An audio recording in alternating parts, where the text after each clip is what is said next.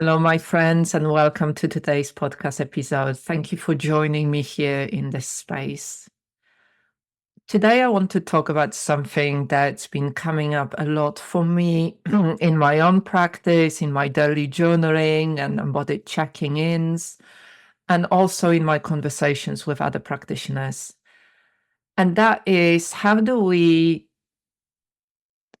respond in resourceful way to what's happening in the world at the moment? We are seeing so many things around with the elections and the change of government in America, the rise of the far right, the changes within the government, changes within people's responses, the economic crisis, the wars. There's so much that is happening all around us. And it has been happening for many years now.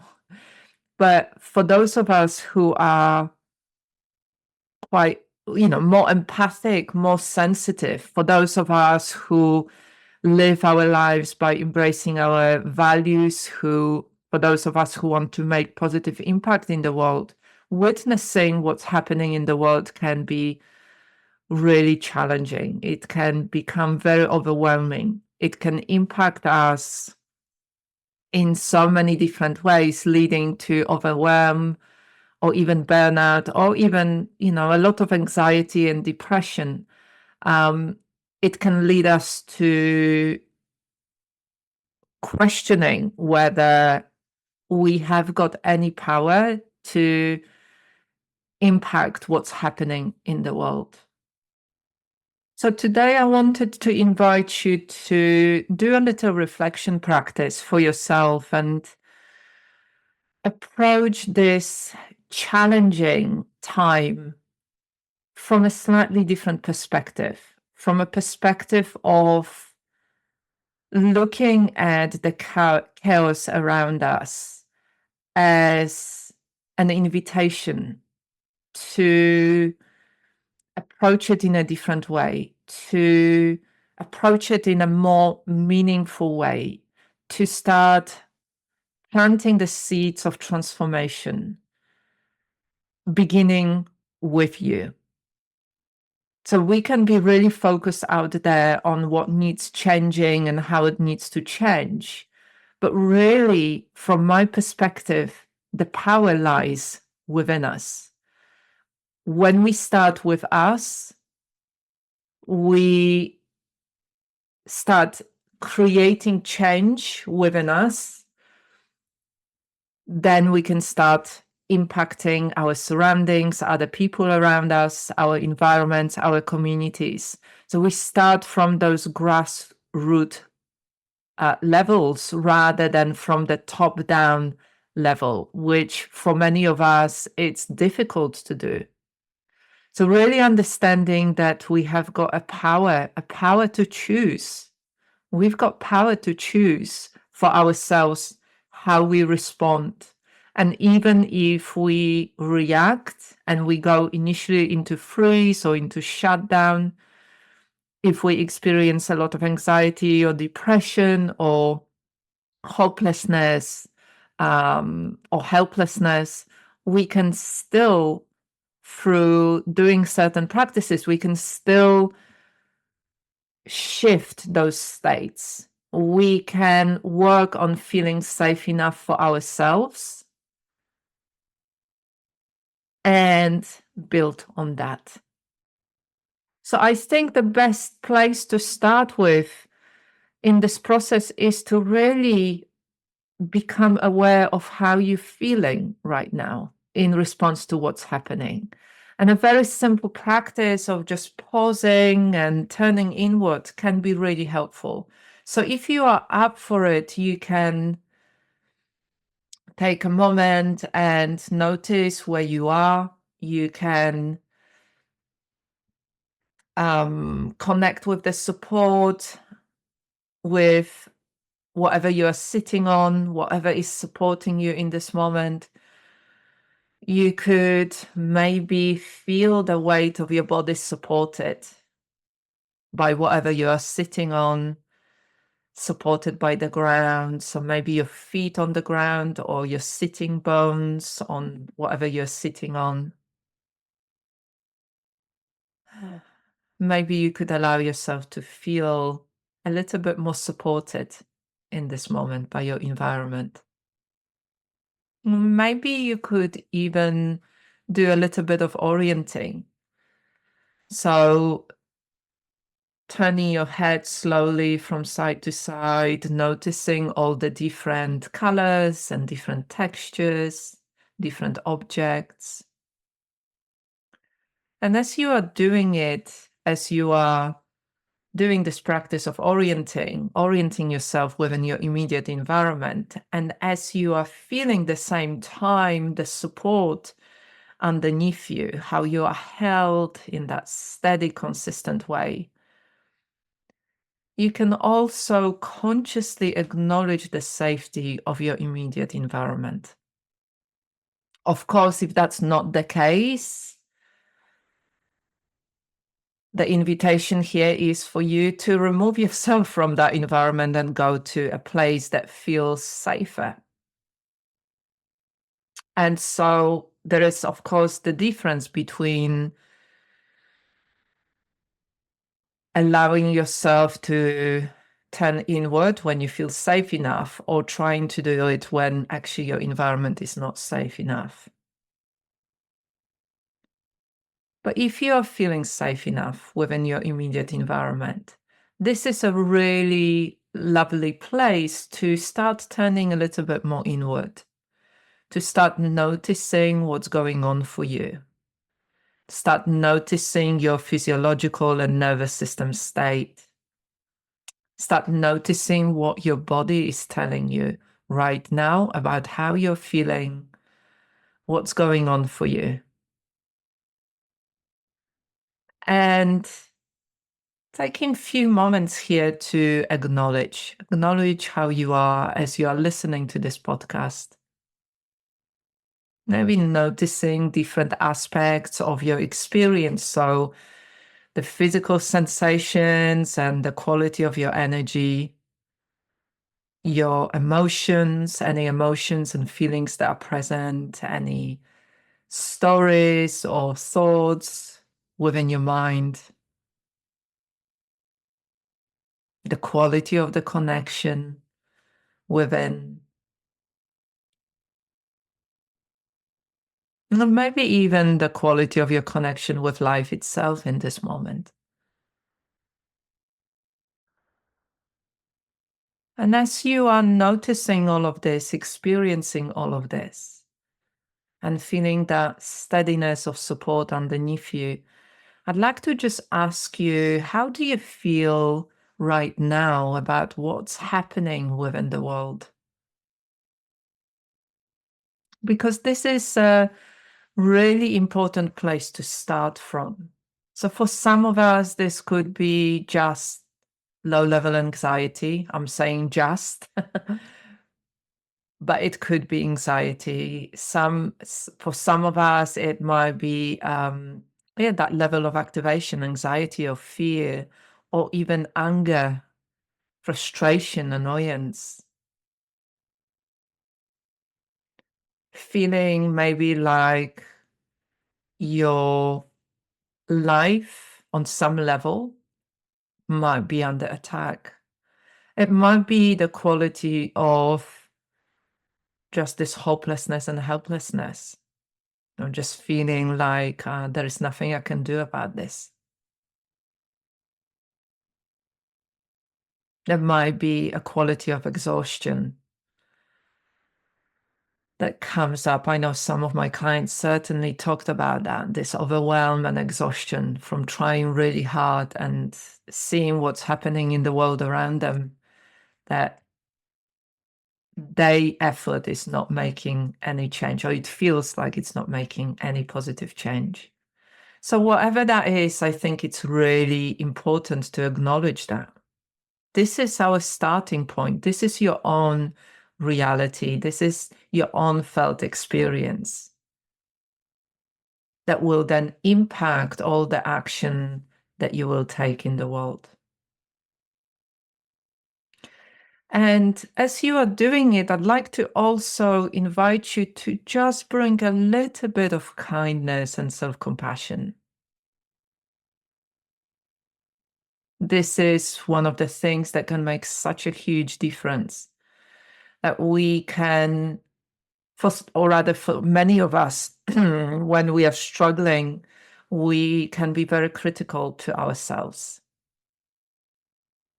But in those moments where we find something difficult, this is when we need a little bit more kindness. This is where we need to acknowledge that there are parts of us that are really struggling in this moment. This is where we need to hold ourselves and our experience very gently, as if you were holding a scared, tender little animal. This is when we need to make choices and decisions that help us feel supported and held and nourished.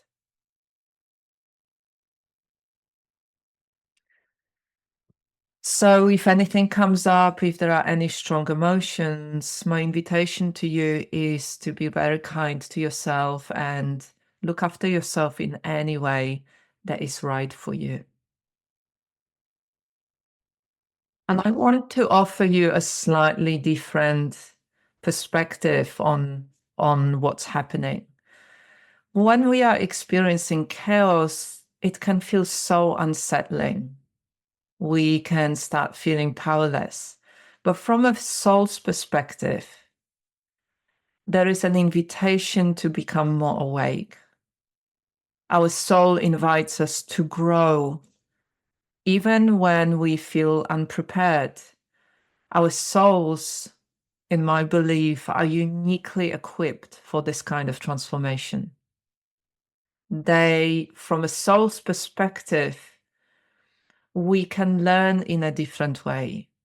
We can choose to stay deeply connected to our felt experience, to our needs, to compassion for ourselves and others, and to our shared experience as humans. I've often found that the moments in my life when everything felt like it was falling apart, these were the moments where my soul connection was much stronger. And maybe you experienced that yourself. Maybe you are experiencing it right now. And so we can look from different perspectives on what's happening in the world, what's happening for us. And we can also start looking more from that soul perspective. So one of the practices that I absolutely love is the practice of this embodied listening or focusing with journaling. So for me, those two practices come so well together. This way of listening deeply within what's true for me, what's coming up for me, and then journaling around it, and then coming back and listening a little bit more. So this practice of really connecting deeply within and understanding what's going on for me, for different parts of me, what my needs are in this moment, how is it linked within my life, the present and the past? How am I feeling about all of this? What are the stories that I created around it? It's really helpful for me to journal with it because I need to get it out of my head to see it a little bit clearer. So I'm one of those people that I easily merge with my emotions, with what's going on for me. And this is why it can become so overwhelming and so emotionally charged. And so this process of journaling really allows me to get it out from within and to put it on a piece of paper and to understand what's really going on for me. So this is my invitation to you, that if you are highly sensitive, if you are feeling overwhelmed, if you are feeling like there is so much happening in here, doing this kind of practice on a daily basis can really be so healing, because it allows you to clear the space. It allows you to deal with things as they come up rather than accumulate over time. And then it becomes completely overwhelming. And so letting yourself that time, give yourself that time to reflect in this way, can help you to understand yourself better, grow, heal, and make shifts that come from that deeper knowing. Those shifts and those insights don't come from lovely sounding advice that is usually on the surface level. They come from your felt experience, from your understanding of yourself, and can be absolutely life-changing. And so remembering that your soul doesn't really ask you to do huge things. It's normally about little shifts. It's normally about the sense of just remembering and reconnecting within, reconnecting with the body, your body and its needs, taking some time in the stillness and silence, listening inwardly, being in nature, taking little moments to remind yourself of your inner strength and your inner capacity to be with whatever is coming up for you. Reminding you of your inner resources and the connection with others, of other people who love you and who really appreciate you, and those connections that you have with them. And that goes obviously for animals as well. Those other beings that can play such a huge part in our lives. And so from this soul perspective, when we start relating to our felt experience and the chaos in the world in this way, then we can start talking about leadership from this perspective. Then the leadership, it changes, because a true leadership begins within. It's about self-leadership. It's about inner knowing, inner wisdom that comes through in a very authentic and compassionate way. This leadership that comes through embodying presence most of all. And then it aligns so wonderfully with your core values and what you feel is most important in the world and in your life. So when the world around you feels chaotic, unpredictable, threatening, you can start focusing on really understanding what it means to come from that more regulated nervous system and physiological state. You can start to give practices, for example, somatic practices for nervous system regulation, more space in your life. You can prioritize rest. You can prioritize self-nourishment. You can prioritize slowing down and having more space to think so you can make better decisions. And you can also use practices like grounding, which are absolutely wonderful. So a simple grounding practice of feeling your feet firmly on the ground, taking a slow breath in and exhaling slowly, allowing yourself to feel the support underneath you, slowing down just a little bit between your appointments, between the busyness, within the busyness of your life. It's not about this kind of leadership doesn't mean that we just leave everything, we stop everything, and we slow down and, do as little as possible. It's about reconnecting with your pace, reconnecting with your rhythm, and it's about acknowledging and honoring your needs and your inner knowing. So coming back to the present moment is where we have the power to choose, is where we start coming from a place of clarity instead of reactivity. And when I think about, for example, our practitioners in trauma-informed somatic teacher and coach for women training certification, this is the thing that we start with. This understanding that your state, your inner state, your nervous system state, your physiological state, and the quality of your presence is more important than the techniques that you are using. Because when you are in a state of presence, and that is what true leadership is about, you are in this co-creation process with your clients or with others. And if you are not in a state of presence, everything that you do is more about fixing, more about outcomes, rather than the process of it and noticing what's needed and what's wanted here.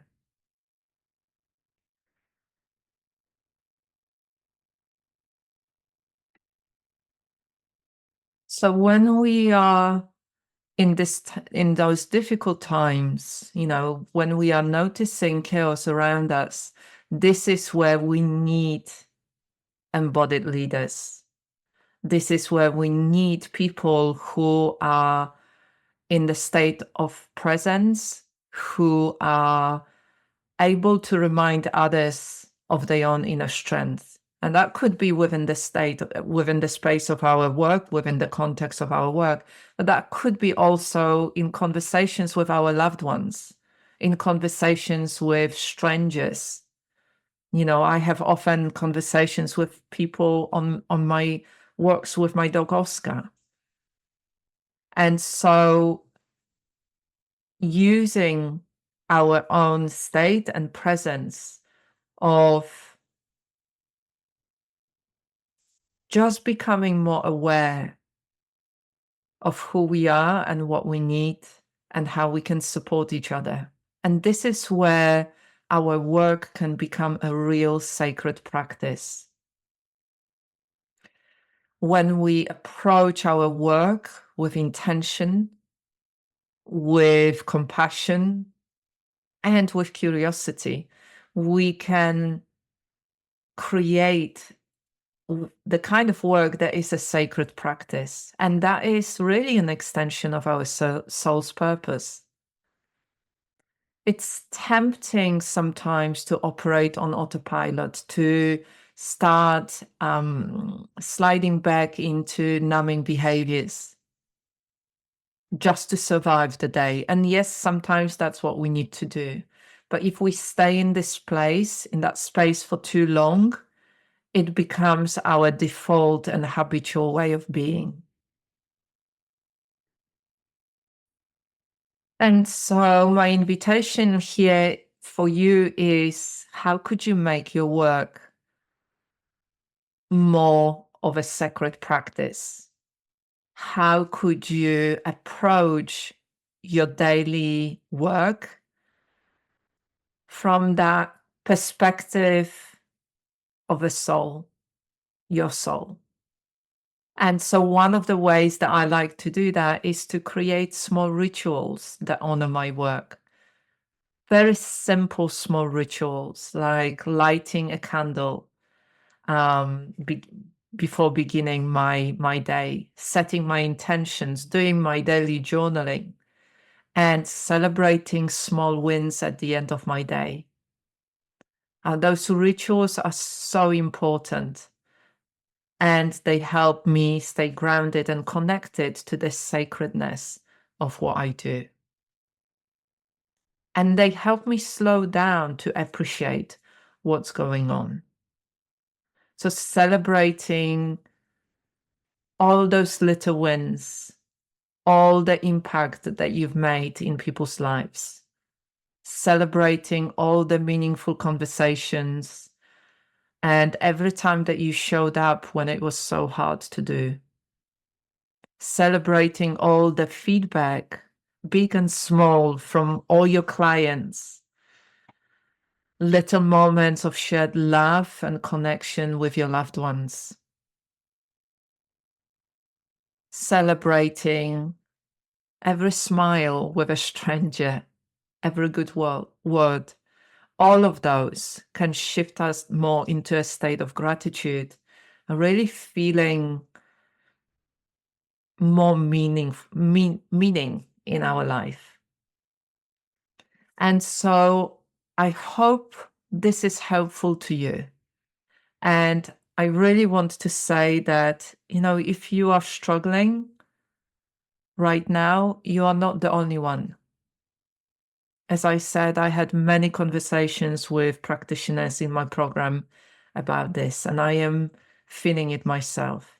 But what's really important in here is that we recognize the courage that it takes to keep moving forward in a way that is intentional, compassionate, curious, joyful, and that you feel like what you do makes a difference, because it always does.